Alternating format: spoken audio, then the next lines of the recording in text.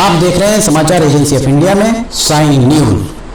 नमस्कार दोस्तों, समाचार एजेंसी ऑफ इंडिया की साइन न्यूज में एक बार फिर आपका स्वागत है।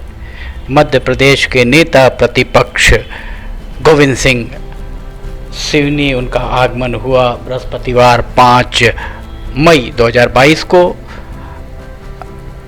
बादलपार चौकी के अंतर्गत सिमरिया गांव में। पिछले दिनों मॉब लिंचिंग, कथित तौर पर मॉब लिंचिंग के दौरान 2 लोगों के निधन होने के बाद सियासत बहुत तेजी से गर्माती हुई दिख रही है और इसी सब के चलते उनका सिवनी आगमन हुआ। और जब वे सिवनी पहुंचे तो सिवनी में बहुत सारे नाटकीय घटनाक्रम सामने आए। सबसे पहले तो 4 मई बृहस्पतिवार की रात कुछ चुनिंदा पत्रकारों को गोविंद सिंह के आगमन की जानकारी दी गई। उधर सरकारी तौर पर जनसंपर्क विभाग के जिला जनसंपर्क अधिकारी के द्वारा उनका आधिकारिक कार्यक्रम जारी किया गया। आधिकारिक कार्यक्रम में वे 12 बजे से 2:30 बजे तक सिमरिया में पीड़ित परिवारों से मिलने का समय निर्धारित था और यहाँ जिला कांग्रेस कमेटी के द्वारा जो पत्रकार वार्ता का समय दिया गया था वो 2 बजे का दिया गया था, अर्थात 2:30 बजे तक वे सिमरिया में रहने वाले थे और 2 बजे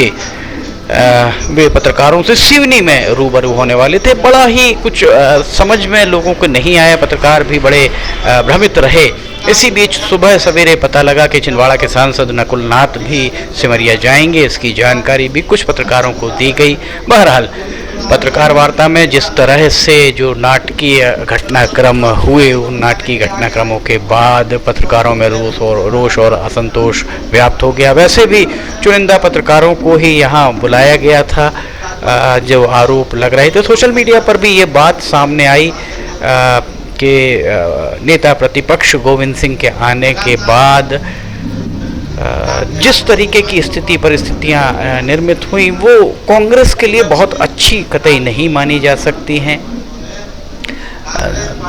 2 और 3 मई की दरमियानी रात जो घटनाक्रम हुआ, उसके बाद 3 मई को सुबह बरघाट के विधायक अर्जुन सिंह काकोड़िया 11 बजे से 6 बजे तक नेशनल हाईवे पर बैठे रहे और उनके द्वारा नेशनल हाईवे जाम किया गया।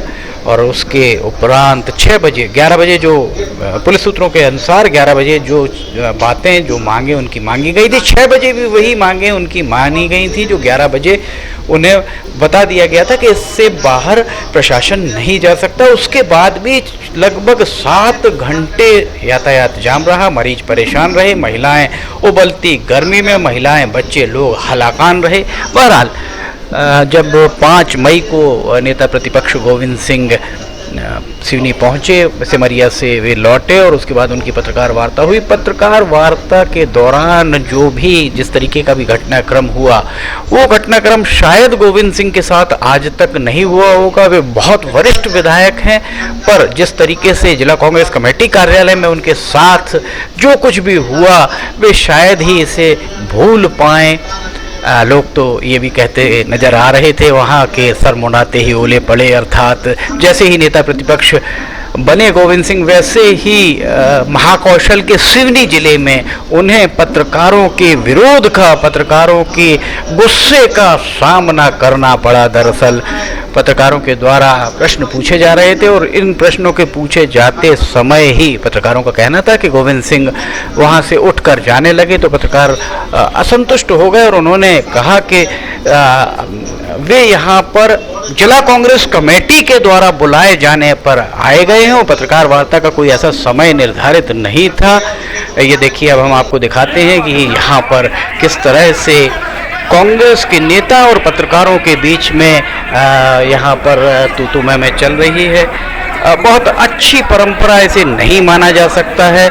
देखा जाए तो जिला कांग्रेस कमेटी को ये समय निर्धारित करना था कि 2 बजे से 2:30 बजे के बीच में पत्रकार वार्ता होगी। अमूमन होता यह है कि पत्रकार वार्ता जब चालू होती है तो जब तक पत्रकार प्रश्न पूछते हैं तब तक उन प्रश्नों का जवाब देना जो भी पत्रकार वार्ता जिसके द्वारा भी आयोजित की जाती है उसका दायित्व होता है। पर यहाँ गोविंद सिंह और प्रदेश के पूर्व वित्त मंत्री तरुण भनोट भी आपको दिख रहे होंगे, ये यहाँ से उठकर जाने लगे। और शुरू में हमने आपको एक चीज़ और दिखाई आपने देखा होगा कि पत्रकार वार्ता के दौरान सिवनी विधानसभा के प्रत्याशी रहे मोहन चंदेल को कुर्सी भी नहीं दी गई। वे खड़े रहे पीछे, विधानसभा के पूर्व प्रत्याशी पीछे खड़े हुए वहां दिख रहे थे। और यहाँ आप देखिए, यहाँ तरुण भानोट पत्रकारों को समझाते हुए नजर आ रहे हैं, पर पत्रकार उद्वेलित, रोष और असंतोष में हो। पत्रकारों का कहना जायज था कि आपने अगर बुलाया है तो पत्रकारों के सवाल का जवाब जरूर दीजिए। बिना पत्रकारों के सवाल के जवाब दिए एक तरफा सिर्फ आपकी बात अर्थात आयोजकों की बात सुनने के लिए पत्रकार यहाँ नहीं पहुंचे। पत्रकार आपकी बात के बाद आपसे प्रश्न भी करेंगे, आपको उसका जवाब देना पड़ेगा। वहीं पत्रकारों के बीच में ये बात भी चलती हुई दिख रही थी कि अब पॉलिटिकल टूरिज्म भी आरंभ हो गया है। और यहाँ देखिए किस तरह से कांग्रेस के नेता भी उद्वेलित नजर आ रहे हैं। वे पत्रकारों को लगभग झिड़कते हुए भी दिख रहे हैं। ये एक बहुत गंभीर बात है। जिला कांग्रेस कमेटी को इस पूरे मामले में खेद प्रकट करना चाहिए।